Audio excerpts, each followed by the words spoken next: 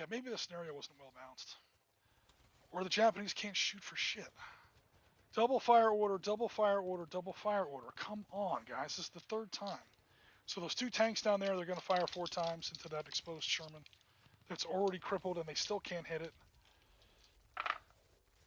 I think this time they hit it 4 times. It's more than 20 inches. AP shell.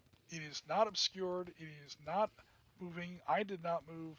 3s count as hits. Okay, so I get 3 chances at a 10 plus. 1, 2, 3. They're just wailing on that thing. Oh, all right.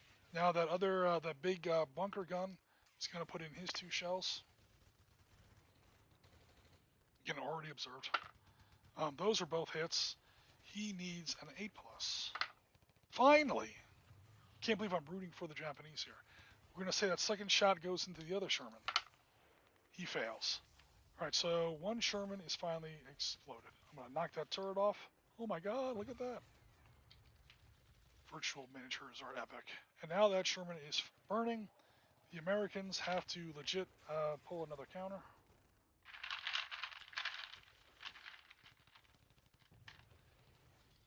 They get a low ammo. The Americans are just being absurdly lucky here. All right, so ammo low. I pick a friendly unit that is not a. I pick a friendly unit that is not a vehicle. Or, I'm sorry, I pick an enemy unit that is not a vehicle, and I say you have now potentially ran out of ammunition. There's almost no Japanese units left on the table. Like, I can't pick that gun. Can I pick that gun? Let me look it up. I think I can pick the gun.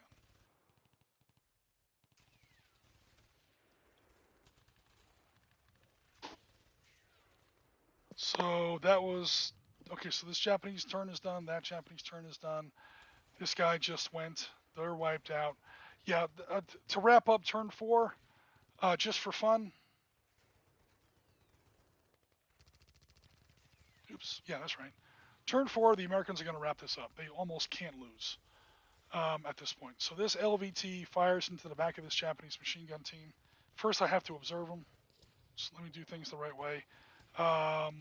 Infantry concealed firing. I think that's a 3 plus. Infantry concealed fire. Yeah, 3 plus.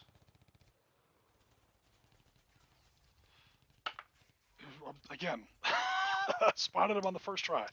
So now he gets his double 50 calibers twice, so 4 50 calibers basically. 1, 2, 3, 4, 5. 1, 2, 3, 4, 5. Do I have that many dice? Survey says no. 5 more dice after this.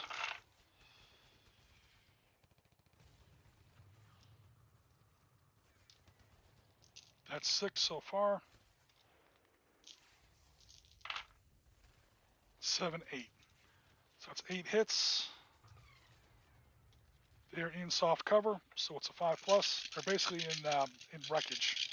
Trees and wreckage we're counting as soft cover, trenches as hard cover, and bunkers and so on as reinforced cover or hardened cover. Fail, fail, fail. There's only 2 guys there. That's another infantry unit destroyed, which means another counter draw for the Japanese. Not looking in the bay. No, not looking in the bin. Not looking in the bin. 4. That's officially the end of the game. And now they have a 4. So now they've definitely blown their battle rating.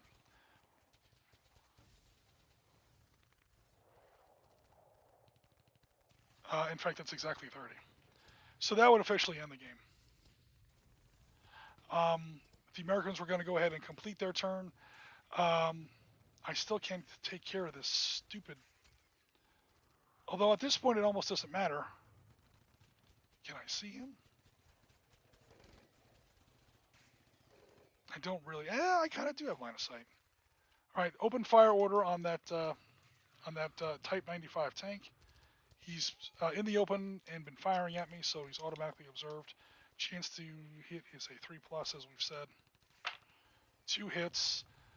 That is anti-tank fire from the Sherman.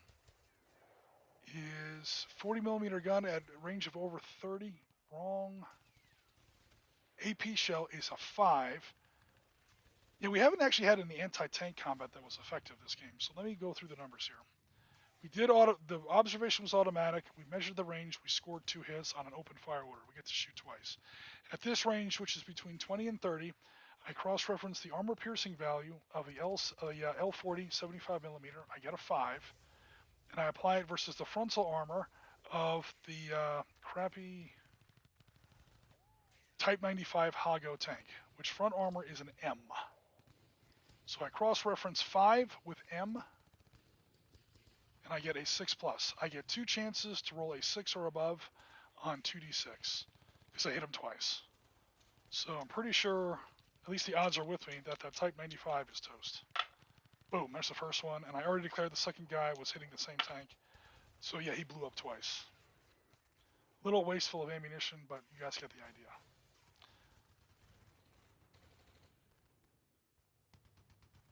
Take that turret. I'll put the turret next to the tank. There you go. There you go, Jen. More poofs for you. That would be yet another thing. Then we're going to do a marine assault on this other tank.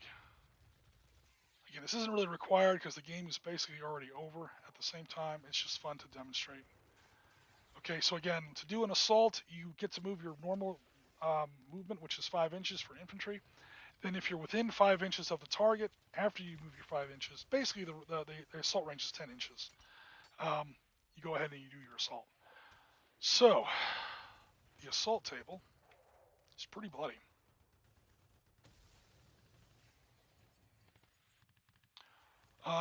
Assaulting armored vehicles, I should say, is pretty bloody. Anti-tank grenade attacks. 1. Heavy casualties. Remove 1 D3 infantry. Casualty. Remove 1 infantryman. 5. It succeeded. You get to penetrate the side armor. 6. It succeeded. You get to penetrate the rear armor. Unlike some games, Battlegroup gives you rear armor values, not just front and flank. So basically, I get to roll 1d6.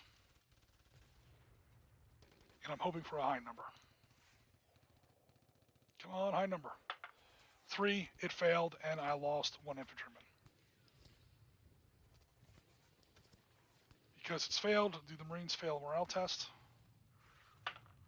Nope. They're good to go. And that's how you do a close assault on enemy tanks. Now, clearly, well, why doesn't a large squad get a better chance than a small squad? A large squad is going to last a lot longer, so you're better at taking successive attacks. And an anti-tank attack, it almost doesn't matter, man, because it's all you need is 1 grenade on the back of the engine deck. And it's whether or not one of your guys is going to get back there and do it. With a larger squad, you're going to get more opportunities. But yeah, so he moved, these guys move in. I mean, yeah, it doesn't really matter. The game's already technically over.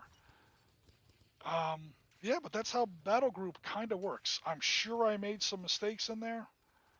So now the Marines are just kind of rolling up the flank. He can't move because he finished off that Japanese squad in there. There's 1 officer in there. He's probably about to run back to another bunker. Again, the Japanese Marines, especially on Tarawa, didn't really do the whole Harikari suicide bonsai charge with the samurai swords and stuff. They made the Marines come to them.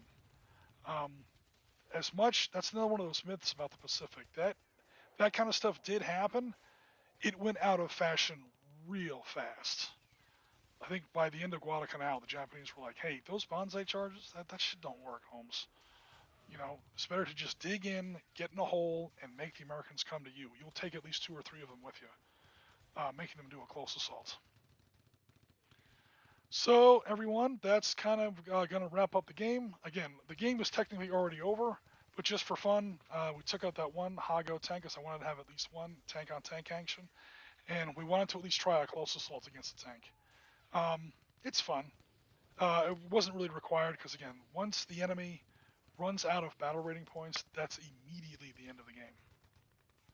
So, yeah, this game was kind of a curb stomp. Again, this was kind of an experiment. I don't think the forces were imbalanced. I think what was imbalanced was the Americans had too many units already in line of sight in range of Japanese positions when the game started, and the Americans were the attackers. And basically, I think the Japanese lost at least 9 9 or 12, like three full fire teams. I think 12 infantry before the game technically even started. So guys, that was an attempt at virtual battle group. We're going to go ahead and call it because we're obviously done anyway. We've already been up for almost 3.5 hours. That was yeah, 20 millimeter virtual minis in Battlegroup. Battlegroup had a book called Pacific War. When I go to PSC, I can't find it. They don't offer it, so I don't know if it was canceled, if they're just out of stock and they haven't reprinted it, or if it's out there somewhere. I remember they were talking about it. I remember Pierce even posted some photos of tables in 1945 Okinawa. But anyway, this is kind of how it would have looked. That's just to explain why I wasn't using the actual stats and so on right out of Battle Group Pacific. Also, it would have been the wrong era. The Battle Group Pacific War book was 1944 and 45. This is 1943. But I'm sure we could have managed. So for now, this is Oriskany. I'm going to go ahead and call the stream. Please enjoy the rest of your weekend. Great job, everybody who is still painting. But for now, we're going to go ahead and call it. Take care, everybody, and we'll be in touch very soon. So long, everyone.